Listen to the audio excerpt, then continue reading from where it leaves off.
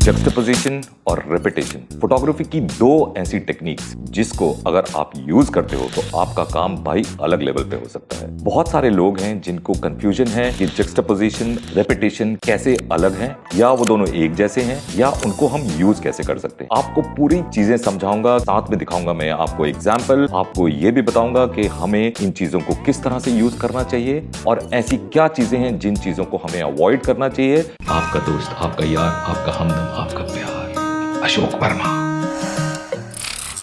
जक्सटापोजिशन बहुत ही मोटा सा नाम है, इसको सुनकर लोगों के दिमाग में पता नहीं क्या क्या ख्याल आते हैं, लेकिन जक्सटापोजिशन एक फैंसी नाम है कॉन्ट्रास्ट का। कॉन्ट्रास्ट वो वाला कॉन्ट्रास्ट नहीं जो आप अपने एक्सपोजर में बढ़ाते हो। कॉन्ट्रास्ट है अच्छा बुरा, काला सफेद, ऊपर नीचे, ये वाला कॉन्ट्रास्ट। तो जब आप अपनी पिक्चर्स में कॉन्ट्रास्ट को लेकर आते हो अलग अलग एलिमेंट्स को यूज करके, तो उसको हम बोलते हैं जक्सटापोजिशन। होता यह है कि आप एक से ज्यादा एलिमेंट यूज करते हो अपनी पिक्चर में, उन दोनों की अलग कहानी होती है और आप उन दोनों एलिमेंट्स को जोड़कर एक नई कहानी प्रोड्यूस करते हो। ये एलिमेंट्स लिविंग हो सकते हैं, ये एलिमेंट्स डेड हो सकते हैं। जो कंट्रास्ट पैदा करते हैं आपकी पिक्चर में, वो एलिमेंट्स अपनी अपनी कहानी जी रहे हैं, अपनी अपनी कहानी कह रहे हैं, लेकिन अगर वो एलिमेंट्स आप बिना दूसरे एलिमेंट के खींचते हो तो वो कहानी कंप्लीट नहीं होती है। लेकिन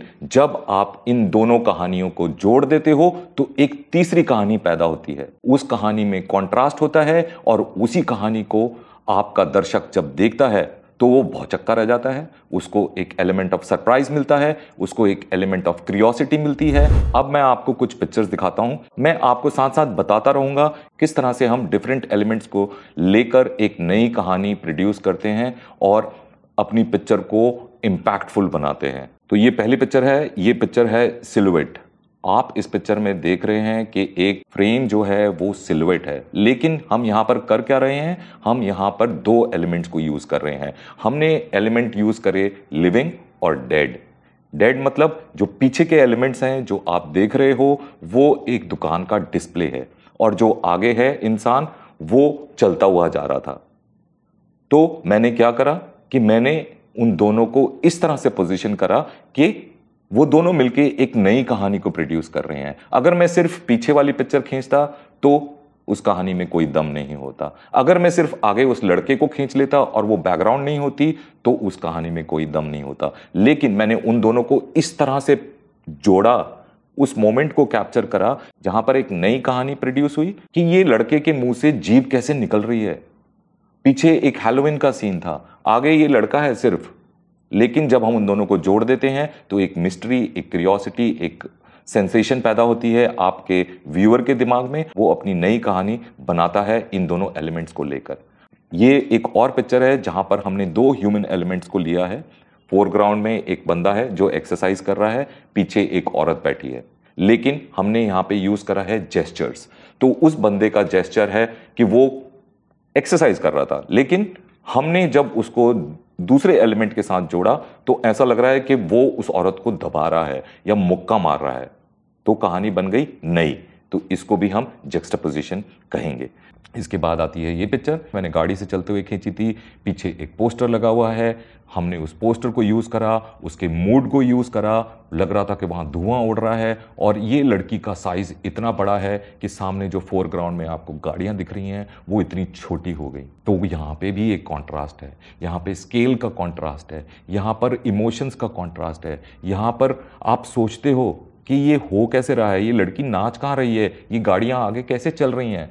कुछ नहीं, सिर्फ जक्सटापोजिशन को यूज करो और आप भी ऐसी स्ट्रॉन्ग पिक्चर्स क्रिएट कर सकते हो।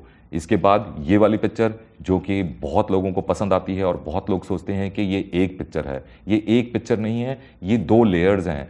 पीछे एक पोस्टर लगा है जहां पर ऑपरेशन का टूल्स के बारे में कुछ एडवर्टाइजिंग करी हुई है, लेकिन सामने दो जने खड़े होकर बात कर रहे थे। अब उनके एक्सप्रेशंस को मैंने इस पिक्चर के साथ ऐसे पोजीशन करा कि लगता है कि ये पूरी एक पिक्चर है, लगता है कि ये पूरी एक कहानी है।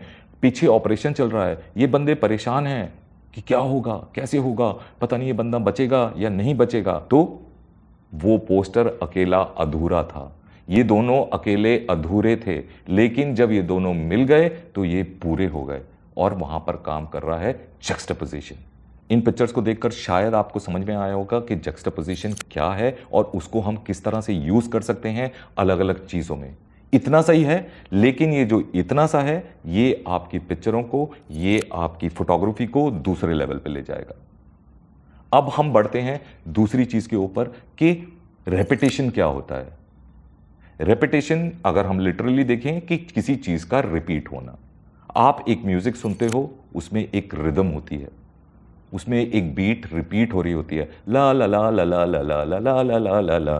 तो जब आप अपनी पिक्चरों में एक रिदम लेकर आते हो, रिपीट करते हो किसी चीज को, फिर वो चाहे टेक्सचर्स हों, चाहे वो लाइंस हों, चाहे वो ग्राफिक्स हों, चाहे वो ह्यूमन एलिमेंट्स हों, कुछ भी हो, तो उसको हम रेपिटेशन बोलते हैं फोटोग्राफी में। वो एक रिदम और हार्मनी क्रिएट करता है। जिस तरह से अगर हमारी कोई लिरिक चल रही है तो उसमें ला ला ला ला ला ला ला, तो एक जगह जाकर बीट आती है और वो आपको अट्रैक्ट करती है, वो आपको सोचने के लिए मजबूर करती है। उसी तरह से फोटोग्राफी में जब आपकी पिक्चर्स में आप रिदम को यूज करते हो, आप रेपिटेशन को यूज करते हो और साथ में यूज करते हो एक ब्रेक जो उस रेपिटेशन को तोड़ता है, वहां पर आपका व्यूअर आके रुकता है, तो आप उस चीज को उस ब्रेक से एम्फसाइज कर सकते हो और अपने व्यूअर को एक पॉइंट पे ले जा सकते हो। आप रिपीटेशन को as a leading element use कर सकते हो जो लीड करता है किसी और पॉइंट पे जिसके ऊपर आप फोकस करना चाहते हो।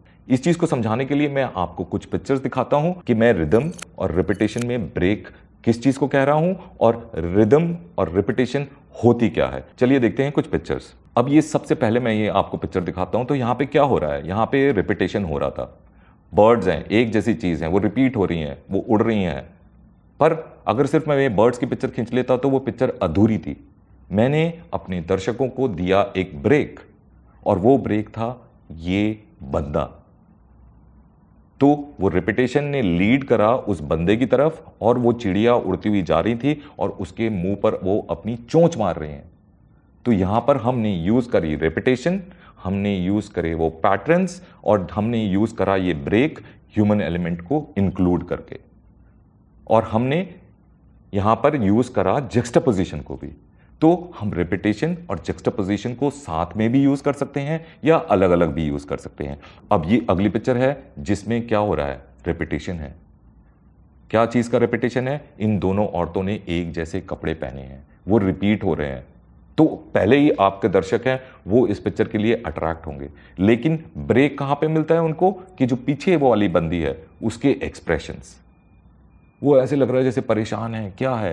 तो आप यूज कर रहे हो रेपिटेशन और आप दे रहे हो ब्रेक इमोशन से, आप दे रहे हो बॉडी जेस्चर से ब्रेक।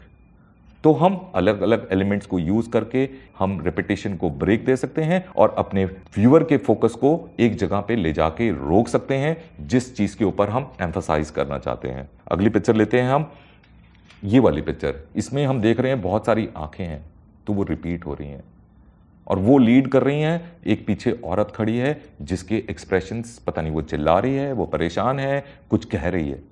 तो हम लीड कर रहे हैं अपने व्यूअर्स को उस औरत की तरफ, किसको यूज करके, हम रेपिटेशन को यूज करके, हम जक्सटापोजिशन को यूज करके, और हम उसको ब्रेक दे रहे हैं उसके एक्सप्रेशन के द्वारा। ये पिक्चर है, आपको पता ही होगा ये कौन है। तो ये सब रिपीट हो रहे हैं, एक के पीछे एक के पीछे एक, सबके मुंह खुले हुए हैं, लेकिन जो तीसरा वाला बंदा है उसके मुंह है ही नहीं, उसके लिप्स है ही नहीं। तो वहां पर मिला ब्रेक, वहां पे मिली क्यूरियोसिटी, वहां पे मिला सोचने का मौका आपके दर्शकों को कि ये क्या हो रहा है। तो रिपीटेशन में ब्रेक बहुत जरूरी है, और वो ब्रेक अगर आप ला पाते हो अपनी पिक्चर में रिपीटेशन को यूज करते हुए, तो आपकी पिक्चर उस जगह पे जरूर पहुंचेगी जहां पर आप पहुंचाना चाहते हो।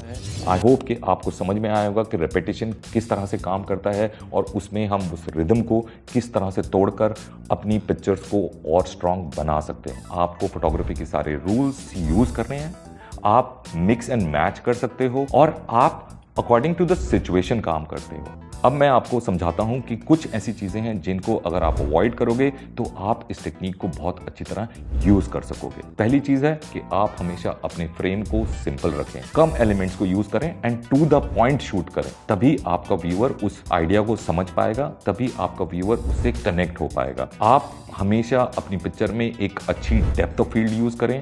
आप जक्सटापोजिशन यूज कर रहे हो, एक सब्जेक्ट आपका फोरग्राउंड में, एक सब्जेक्ट बैकग्राउंड में है और पता चला कि आपने कंपोज तो अच्छे से कर लिया, सब कुछ कर लिया, लेकिन पीछे वाली चीज तो आउट ऑफ फोकस है, या पीछे वाली चीज फोकस है, आगे वाली चीज तो आउट ऑफ फोकस है। तो डेप्थ ऑफ फील्ड बहुत इंपॉर्टेंट रोल प्ले करती है ताकि सारी चीजें शार्प हों और जो आपका व्यूअर है वो दोनों चीजों को आपस में कनेक्ट कर पाए। और हमेशा ध्यान रखें कि एक्सपोजर, ऐसा नहीं है कि आपके फोरग्राउंड का एक्सपोजर कुछ और जा रहा है, बैकग्राउंड का एक्सपोजर कुछ और जा रहा है, पीछे ओवर एक्सपोज हो गई, आगे अंडर एक्सपोज हो गई।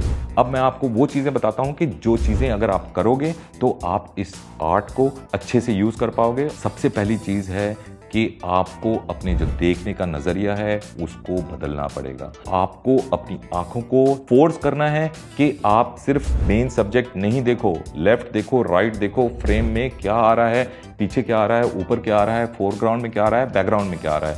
तभी आप एक अच्छी पिक्चर ले पाओगे और इस टेक्निक को यूज कर पाओगे। तो look beyond what you actually see, तो ऑब्जर्व करना है and you have to create stories, weird stories जो आम लोग नहीं सोचते हैं। और एक अच्छा फोटोग्राफर वही है जो आम लोगों की तरह नहीं सोचता है। और तीसरी चीज है कि भाई डेप्थ ऑफ फील्ड और लेयर्स को समझना बहुत जरूरी है। तो अब आपको अच्छे से समझ में आ गया होगा कि जक्सटापोजिशन किस चिड़िया का नाम है और रेपिटेशन किस चिड़िया का नाम है, और आप इसको किस तरह से यूज कर सकते हो एक इम्पैक्टफुल पिक्चर क्रिएट करने के लिए। जाएं बाहर, प्रैक्टिस करें। जब मैं कर सकता हूं तो आप क्यों नहीं कर सकते हो? मेरे कोई ऐसे स्पेशल पंख नहीं लगे हुए हैं। तो आपके दिमाग में डाउट्स हों तो डेफिनेटली आप मुझसे नीचे कमेंट पे पूछ सकते हैं। मैं आपकी हेल्प करने की पूरी कोशिश करूंगा। मिलते हैं फिर हम अगले किसी और वीडियो पे, जहां पर हम फिर से शेयर करेंगे आपके साथ कुछ बढ़िया बातें। Till the next time, take care, bye bye and जाओ भाई, घर जाओ, हम भी जा रहे हैं। चलो।